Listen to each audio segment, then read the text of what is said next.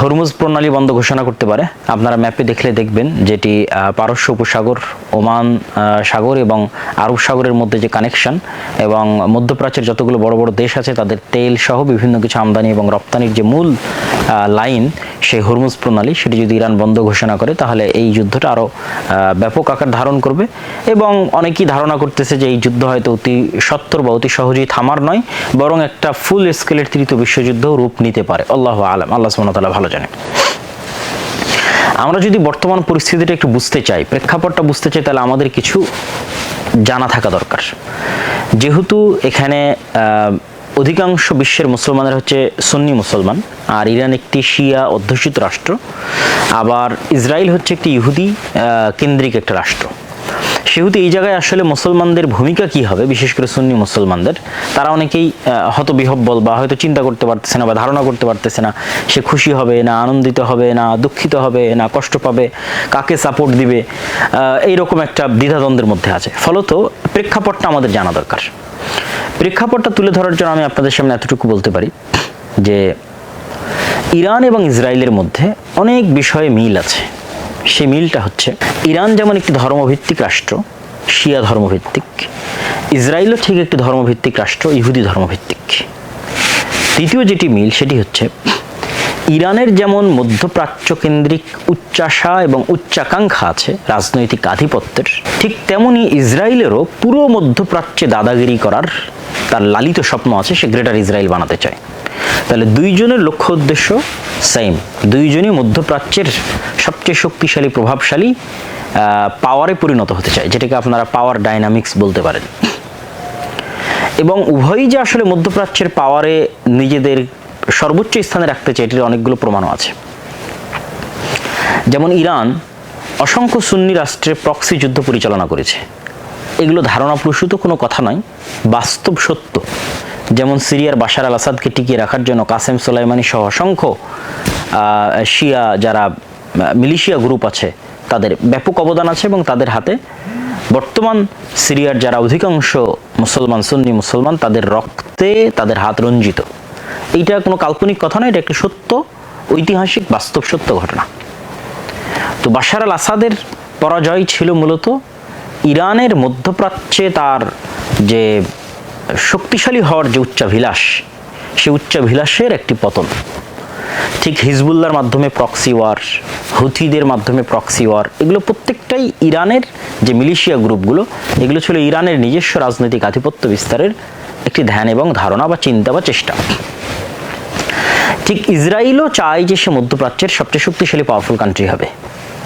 যেটা আমরা দেখি যে ইসরায়েল তার কোনো শত্রু যদি, এটা শুধু ইসরায়েল না, ইসরায়েল এবং আমেরিকার যে নিজস্ব ওয়ার্ল্ড অর্ডার আছে, সেই নিজস্ব ওয়ার্ল্ড অর্ডার বিশ্ব ব্যবস্থা, এই বিশ্ব ব্যবস্থায় যদি তারা কাউকে শত্রু বা তাদের চাইতে কাউকে শক্তিশালী, তাদের জ্ঞান এবং প্রযুক্তি কারো কাছে চলে যাচ্ছে, এরকম যদি কোনো ধ্যান ধারণা বা সন্দেহ তাদের অন্তরে তৈরি হয়, তাহলে তারা আসলে দেখে না কে শিয়া, কে সুন্নি, কে খ্রিস্টান।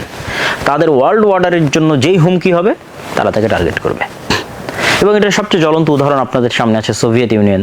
সোভিয়েত ইউনিয়ন যখন আফগানিস্তান দখল করে নিল, তখন এই আমেরিকাই তালেবানদের, আল কায়দাদের, পাকিস্তানের, তাদেরকে অস্ত্র দিয়ে সহযোগিতা করে তাদেরকে সোভিয়েত ইউনিয়নের বিরুদ্ধে যুদ্ধে সহযোগিতা করলো।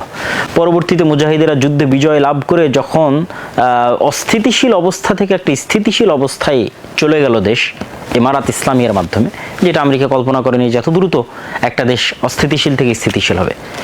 তো স্থিতিশীল অবস্থায় চলে গিয়ে যখন আবার ইসলামী শক্তির উত্থান ঘটতে লাগলো আফগানিস্তানে, তখন সেটাকেও তারা তাদের ওয়ার্ল্ড অর্ডারের জন্য থ্রেট মনে করলো, এবং তাদেরই লালিত পালিত, তাদের অর্থ, তাদের অস্ত্র দিয়ে লালিত পালিত মুজাহিদদের বিরুদ্ধে তারাই আবার আক্রমণ শুরু করলো। তাহলে এখানে এই আফগানিস্তানে আপনি প্রমাণ পাচ্ছেন যে আসলে আমেরিকা বা ইসরায়েল দেখে না যে কে খ্রিস্টান, কে ইহুদি, কে শিয়া, এটা দেখে না। তার ওয়ার্ল্ড অর্ডারের জন্য যে থ্রেট, তাকে তারা পৃথিবীর অস্তিত্ব থেকে মুছে দেবে।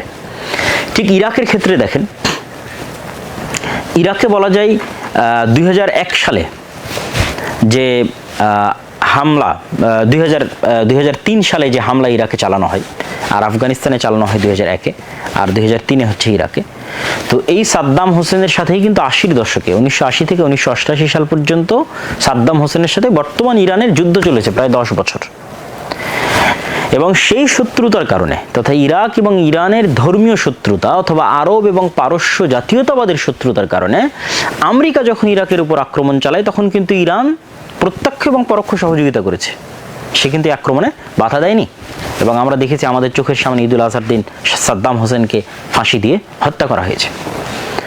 ঠিক তেমনি লিবিয়া তার যে তেল শোধনাগারগুলো ছিল সেগুলোতে অযাচিত হস্তক্ষেপ বা স্বাধীন তেল উত্তোলনের সুযোগ যে আমেরিকার ওয়ার্ল্ড অর্ডার আছে তাদেরকে দিচ্ছিল না, ফলত তাকেও রাস্তা থেকে সরানো জরুরি ছিল। এবং 2011-তে যখন লিবিয়ার গৃহযুদ্ধ শুরু হলো তার ফলশ্রুতিতে মুয়াম্মার আল গাদ্দাফি কিন্তু দুনিয়া থেকে বিদায় নিয়েছে। এখন সিরিয়া বলেন, লিবিয়া বলেন, ইরাকের বলেন, এই বিশাল ভূখণ্ডের তেলের খনি এখন পাশ্চাত্য প্রভুদের জন্য এক প্রকার উন্মুক্ত। এবং ইউরোপের যে রাশিয়ার উপর যে নির্ভরশীলতা সেটি কমানোর জন্য রাশিয়া এবং ইউক্রেন যুদ্ধটাও কিন্তু প্রমাণ করে যে আসলে কে কোন ধর্মের সেটি বিষয় নয়, আমার আধিপত্যের জন্য যে শত্রু আমি তার সাথে শত্রুতা করব। এই কারণে রাশিয়াকে ইউক্রেন যুদ্ধে ব্যস্ত রাখা আছে যেন সেখানেই রাশিয়া তার শক্তিকে ক্ষয় করে ফেলে, তার শক্তিকে শেষ করে ফেলে। এবং রাশিয়া অলরেডি তার শক্তি কিন্তু ইউক্রেন যুদ্ধের পিছনে ক্ষয় হয়ে যাচ্ছে। তো রাশিয়ার উপর ইউরোপের যে নির্ভরশীলতা, গ্যাস কেন্দ্রিক নির্ভরশীলতা, এই নির্ভরশীলতা কমানোর জন্য যারা ইউরোপের দেশে থাকেন তারা খুব ভালোভাবেই জানেন যে ইউরোপে শীত প্রবণ দেশ, সেখানে প্রচুর পরিমাণে হিটার চালানোর জন্য গ্যাসের প্রয়োজন হয়। তো সেই গ্যাসের নির্ভরশীলতা ইউরোপের উপর কমানোর জন্য যদি কাতার বা এই ধরনের দেশ থেকে গ্যাস নিয়ে যেতে হয় তাহলে আপনাকে সিরিয়া এবং তুরস্কের মধ্যে দিয়ে পাইপ লাইন তৈরি করে নিয়ে যেতে হবে। সেই পাইপ লাইনটা সিরিয়ায় বা আমেরিকার পক্ষের সরকার তৈরি না হওয়া পর্যন্ত কিন্তু সেটি নিয়ে যাওয়া সম্ভব ছিল না। দেখা যাচ্ছে এই পাইপলাইন নিয়ে যেতে যদি তুরস্ক বাধা তৈরি করে তাহলে ইরানের পরবর্তী টার্গেটে তুরস্ক পরিণত হবে, তথা ইরানের পরবর্তী যাকে ধরা হবে সে হচ্ছে তুরস্ক।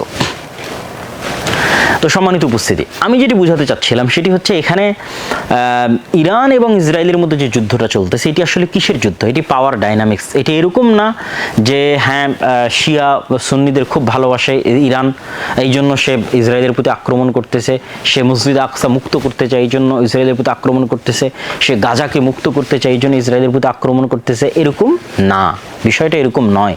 এরকম হলে যখন গাজার মানুষ ক্ষুধার্ত ছিল, ঠিক আছে, তাদের কাছে খাবার যাচ্ছিল না, পরাজিত ছিল, হামাসের বাঁচার কোনো রাস্তা ছিল না, তখনই যুদ্ধ শুরু হয়ে যেত, কিন্তু তখন হয়নি।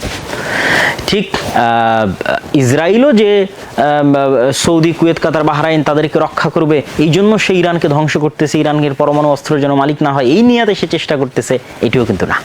তারা আসলে দুইজনই মধ্যপ্রাচ্যের প্রভু হতে চায়, একজন ইহুদি ধর্মকেন্দ্রিক এবং আরেকজন শিয়া ধর্মকেন্দ্রিক, এবং দুইজনই মধ্যপ্রাচ্যে অবস্থিত অন্য দেশগুলোকে শত্রু জ্ঞান করে।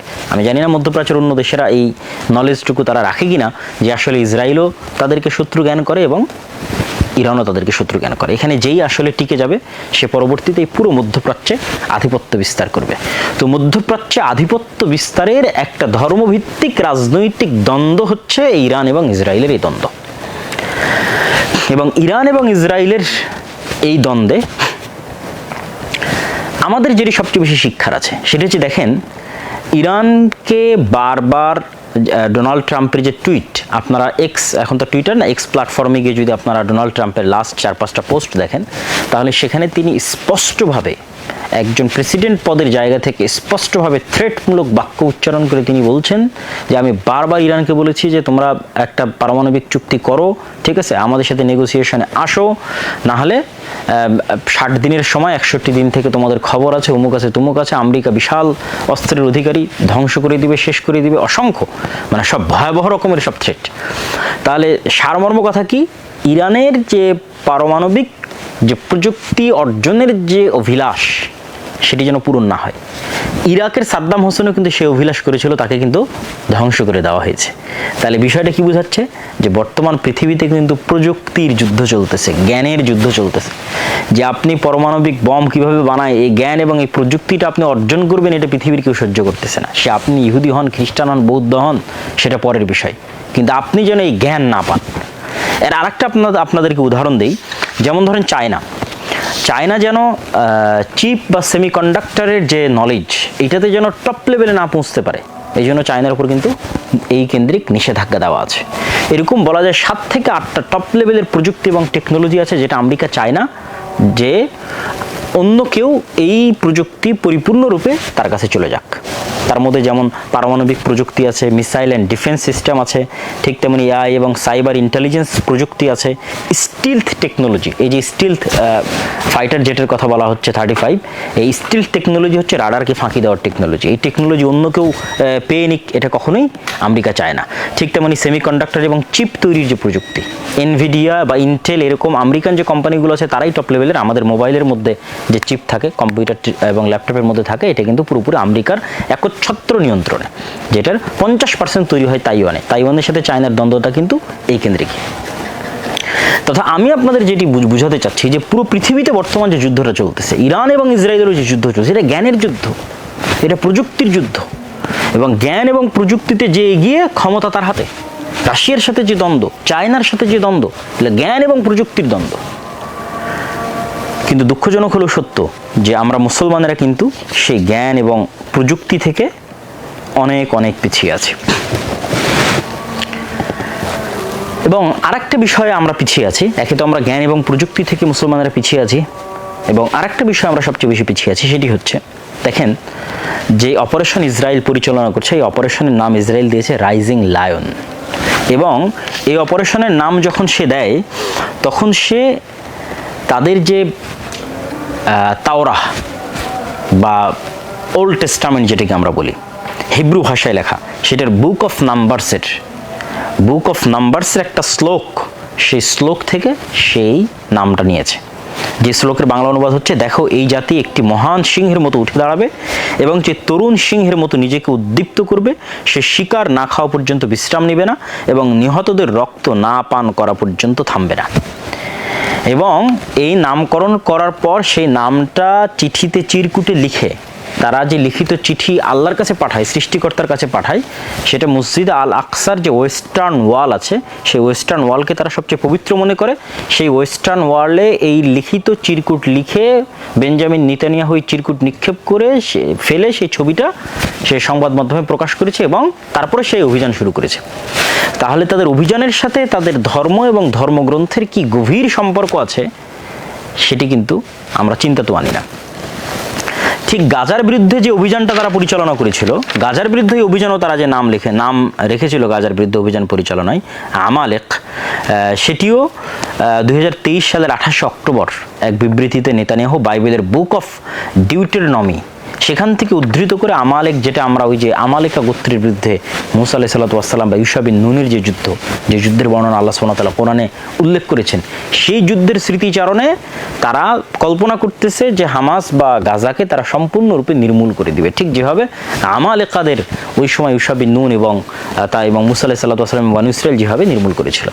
তাহলে এবং তাদের যতগুলো অস্ত্র আছে, টেকনোলজি আছে, সবগুলোর নামকরণেও তারা ধর্মীয় নাম সবসময় ব্যবহার করে। যেমন তাদের একটা অস্ত্রের নাম হচ্ছে ডেভিড স্লিং, ডেভিড মানে দাউদ আলাইহিস সালাতু ওয়াস সালাম। আপনারা এই বিষয়ে আরও স্টাডি করে দেখতে পারেন এবং আমি আমার বহু বক্তব্যে তুলে ধরেছি যে ইহুদিরা তাদের ধর্মের প্রতি কী পরিমাণ কট্টর বিশ্বাসী। এখান থেকে আমাদের যেটা শিক্ষণীয় সেটি আমি আমার বহু বক্তব্যে বলেছি যে যেখানে ইহুদিরা তাদের নিজের দিনের উপর কঠোরভাবে বিশ্বাসী হয়ে তারা তাদের সকল কিছু পরিচালনা করতেছে এবং পৃথিবীর কারো কেয়ার বা পরোয়া করতেছে না, তার দিনের উপর বিশ্বাসী থাকার ক্ষেত্রে এবং তার দিনকে রক্ষা করার ক্ষেত্রে, তার দেশকে রক্ষা করার ক্ষেত্রে কাউকে পরোয়া করতেছে না।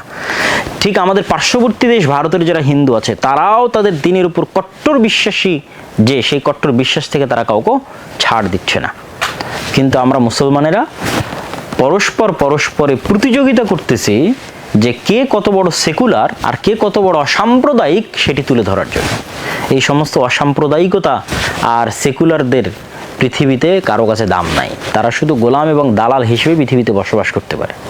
আর গোলাম এবং দালালের বাইরে যদি মেরুদণ্ড সোজা করে শক্ত করে দাঁড়াতে হয় তাহলে নিজ দিনের উপর পূর্ণ আত্মবিশ্বাস, পূর্ণ আস্থা এবং পূর্ণ কনফিডেন্স, কোনো প্রকার হীনম্মন্যতা ছাড়া যদি আপনি সামনের দিকে আগাতে পারেন তবেই পৃথিবী আপনাকে দাম দিবে, পৃথিবী আপনাকে গণনার মধ্যে কাউন্ট করবে।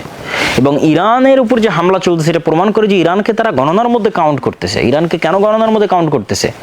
ইরানের নিজস্ব ওয়ার্ল্ড অর্ডার আছে, ইরানের নিজস্ব থিওরি আছে, যদিও সেটা শিয়া ধর্মীয় রাজনীতি কেন্দ্রিক, যেটাও মধ্যপ্রাচ্যের সুন্নি রাষ্ট্রগুলোর জন্য থ্রেট, কিন্তু তারপরেও সে তার নিজস্ব আদর্শে অটল এবং অটুট। এই কারণে তাকে গণনার মধ্যে, ধর্তব্যের মধ্যে আনতে হচ্ছে ইসরায়েলকে। আর আমরা যারা আমাদের ইমান এবং আকীদা বিক্রি করে দিচ্ছি বা সেকুলার হওয়ার প্রতিযোগিতায় লিপ্ত আছি, অসাম্প্রদায়িক হওয়ার প্রতিযোগিতায় লিপ্ত আছি এবং নিজের দিনের উপর হীনম্মন্যতা আমরা বোধ করি এবং কতটুকু নিজের দিনে ছাড় দেওয়া যায়, কম্প্রোমাইজ করা যায় সেটা নিয়ে আমরা চিন্তা করি, তাদের আসলে পৃথিবীতে কোনো ভাত নাই, অথবা তাদের আসলে পৃথিবীতে কেউ দাম দেওয়ার বা কেউ গণনা করার যোগ্যও মনে করে না। এই জন্য আমি এই ইরান ইসরায়েলের যে যুদ্ধ চলতেছে, এই যুদ্ধের যদি আমি সারমর্ম বা সামারি যদি আমি আপনাদের সামনে তুলে ধরি, তাহলে সেই সামারি এবং সারমর্মের এতটুকু বলতে পারি, বা আরও দু একটা পয়েন্ট যদি ছুটে গিয়ে থাকে, যে ইরানের সাথে যেই মৌখিক দ্বন্দ্ব, এটা আসলে তথাকথিত যে ইসলামী বিপ্লব তারপরই শুরু হয়েছে। এই তথাকথিত ইসলামী বিপ্লব 1979-এর আগের যে সময়গুলো, যখন রেজা শাহ পাহলবিরা ছিল, তখন কিন্তু সেকুলার শ্রেণী বা সেখানে বসবাস করত। ঠিক যেমন আমরা আমাদের দেশে যেমন বলে থাকি শাহবাগী বা এই জাতীয়, ঠিক আছে। তো ইসরায়েলও কিন্তু চাচ্ছে যে ওই জাতীয় কেউ ইরানের ক্ষমতায় আসুক, যে সেকুলার হবে, অসাম্প্রদায়িক হবে, ছাড় দিবে, কম্প্রোমাইজ করবে, এবং ওই রেজা শাহ পেহলভির বংশধরদেরকে পুনরায় ইরানে বসানোর জন্য কিন্তু তারা চেষ্টা করতেছে। তো আসলে আমেরিকা এবং ইসরায়েলের যে সমগ্র পৃথিবীব্যাপী যে নিজস্ব একটা ওয়ার্ল্ড অর্ডার, এবং এর বিরুদ্ধে যদি কেউ দাঁড়ায় তারা তাকে ছাড় দেবে না, এটাই ঠিক। এবং হয়তো পরবর্তী টার্গেটে তুরস্ক পরিণত হতে পারে, পাকিস্তান, এবং ধারাবাহিকভাবে সৌদি সহ অন্যান্য ইসলামী মুসলিম যে দেশগুলো তারাও আসবে। তো এইটার ক্ষেত্রে আসলে মুসলমানদের করণীয় কি? তাদের যে শক্তি, সেই শক্তির সামনে দাঁড়ানোর মতো মুসলমানদের নিজস্ব শক্তি তৈরি করার চিন্তা থাকতে হবে। যে আপনি শুধু আমেরিকা থেকে অস্ত্র কিনবেন, সেই অস্ত্রের সফটওয়্যারও তাদের কাছে, ঠিক আছে।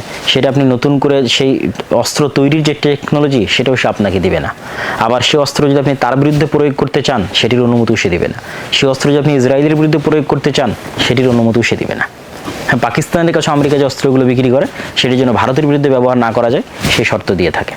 তাহলে শুধু অস্ত্র কেনার প্রতি যদি নির্ভর করে, আমি যে সামারি এটা করতেছি, যে বর্তমান বিশ্বে প্রযুক্তির যুদ্ধ চলতেছে, জ্ঞানের যুদ্ধ চলতেছে। ইরানের উপর আক্রমণ করা হচ্ছে শুধু এই কারণেই যে সে জ্ঞানের দিক থেকে তার পরমাণু বিজ্ঞানীরা পারমাণবিক জ্ঞান অর্জন করে ফেলতেছে, এই কারণে আক্রমণ হচ্ছে, জ্ঞানের যুদ্ধ। অতএব মুসলিম বিশ্বের যারা কান্ট্রি আছে, আমাদের ছোট দেশ বাংলাদেশ, তাদেরও আসলে শুধু চেতনা বিক্রি করা বাদ দিয়ে বা সেকুলার হওয়ার প্রতিযোগিতা বাদ দিয়ে তাদেরও মনোযোগ দেওয়া উচিত যে কিভাবে তারা নিজস্ব প্রযুক্তি ডেভেলপ করবে। বর্তমান যে ফিফথ জেনারেশনের যে যুদ্ধগুলো পরিচালিত, বা ফোর্থ এবং ফিফথ জেনারেশনের যে যুদ্ধগুলো পরিচালিত হচ্ছে, এই যুদ্ধগুলোতে ড্রোনের ভূমিকা, এয়ার ডিফেন্স সিস্টেমের ভূমিকা, ঠিক আছে, এবং সাইবার অ্যাটাকের ভূমিকা, এগুলো তো আপনারা ভারত পাকিস্তান এবং বর্তমান ইরান ইসরায়েল যুদ্ধে যারা মোটামুটি অবজার্ভ করেছেন তারা খুব ভালোভাবে জানেন। এই প্রত্যেকটা সেক্টরে বাংলাদেশ পিছিয়ে আছে। বাংলাদেশের এয়ার ডিফেন্স সিস্টেম বলতে কিছুই নেই, বাংলাদেশের ড্রোন ব্যবস্থা বলতে কিছুই নেই, বাংলাদেশের ফাইটার জেট আক্রমণ করবে, ঠিক আছে, বা মিসাইল সিস্টেম, ক্ষেপণাস্ত্র নিক্ষেপ করবে, কিছুই নেই। এগুলো প্রত্যেকটাতে আমরা পিছিয়ে আছি। আমাদের পার্শ্ববর্তী কোনো দেশ যদি আমাদের উপর আক্রমণ করে, যেমনটা ইসরায়েল ইরানের উপর করেছে, তাহলে ইরানের যে অবস্থা আছে তার হাজার গুণ খারাপ অবস্থায় বাংলাদেশের। আর আমাদের যুব সমাজ ব্যস্ত আছে কিসে? জুয়া, নেশা, মদ, খেলতামাশা। আর ইসরায়েলের ইহুদিরা কিসে ব্যস্ত আছে? জ্ঞান, গবেষণা, ঠিক আছে, নতুন নতুন প্রযুক্তি, জীবন দেওয়া। প্রত্যেকটা ইসরায়েলের নাগরিকের জন্য যুদ্ধের ট্রেনিং নেওয়া জরুরি, ফরজ। সবাইকে 2 বছরের জন্য যুদ্ধের ট্রেনিং নিতে হয়, তারপরে তারা নিজ নিজ কাজে ব্যস্ত থাকে, যুদ্ধ শুরু হলে আবার তাদের অ্যাক্টিভ হতে হয়, ঠিক আছে। এটাই তাদের জীবনের লক্ষ্য এবং উদ্দেশ্য। আর আমাদের জীবনের কোনো লক্ষ্য নেই, কোনো উদ্দেশ্য না। তো আমাদের নবী মুহাম্মদ সাল্লাল্লাহু আলাইহি ওয়াসাল্লাম আমাদের জন্য জীবনের লক্ষ্য এবং উদ্দেশ্য দিয়ে গেছেন, কিন্তু আমরা লক্ষ্যহীন উদ্ভ্রান্তের মতো ঘুরে বেড়াচ্ছি এবং তথা কোনো প্রকার প্রোডাক্টিভিটি ছাড়া শুধু গীবত করা, মারামারি করা, গন্ডগোল করা, কোনো প্রোডাক্টিভ কাজ নাই, কোনো গঠনমূলক কাজ নাই, ঠিক আছে। ফেসবুক, ইউটিউব, টুইটারে সময় নষ্ট করা, কোনো লাইফ স্টাইলের কোনো টাইম ম্যানেজমেন্ট নাই, যে আমার লাইফ স্টাইল কীভাবে হবে, স্বাস্থ্যের প্রতি কোনো খোঁজ নাই, যে আমি স্বাস্থ্য ঠিক রাখবো, সময়কে কাজে লাগাবো, টাইমকে ঠিকভাবে কাজে লাগাবো, কিছুই নাই।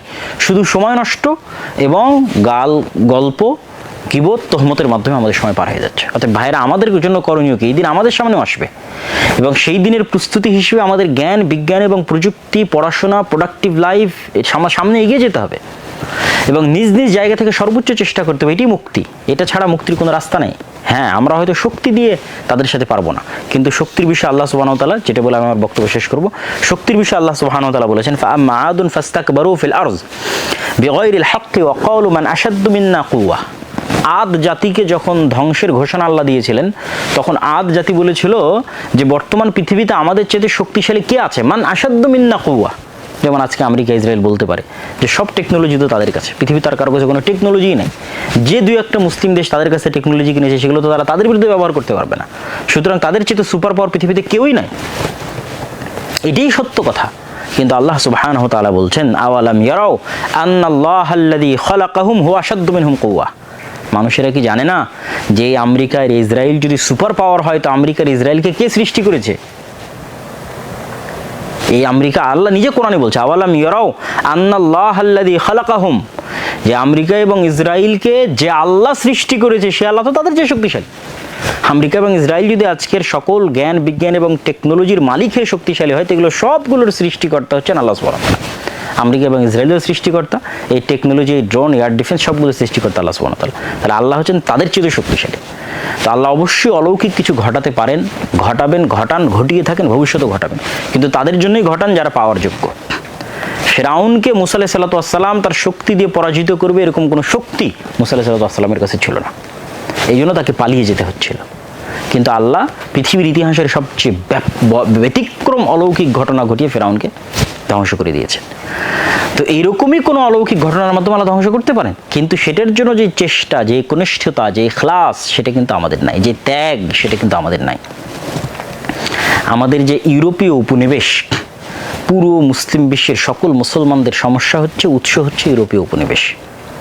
এই যে আফ্রিকায় যে সমস্যা, ইব্রাহিম ত্রাওরে, ঠিক আছে, বুরকিনা ফাসোর যে আফ্রিকান মুসলমানদের উপর যে ফ্রান্সের যে উপনিবেশ, ঠিক আছে, যে আপনার টাকা কেন্দ্রীয় ব্যাংক, ফ্রান্সের কেন্দ্রীয় ব্যাংকই রাখতে হবে, অসংখ্য যে শর্তগুলো, এটা না দরকার, আমরা আরেকদিন আলোচনা করবো ইনশাআল্লাহ। তো এই যে উপনিবেশ, আফ্রিকায় উপনিবেশ, বর্তমান পাকিস্তান, ভারত এবং কাশ্মীরের দ্বন্দ্ব, এটাও উপনিবেশের সৃষ্টি, ফিলিস্তিন ইসরায়েলের দ্বন্দ্ব, এটাও উপনিবেশের সৃষ্টি।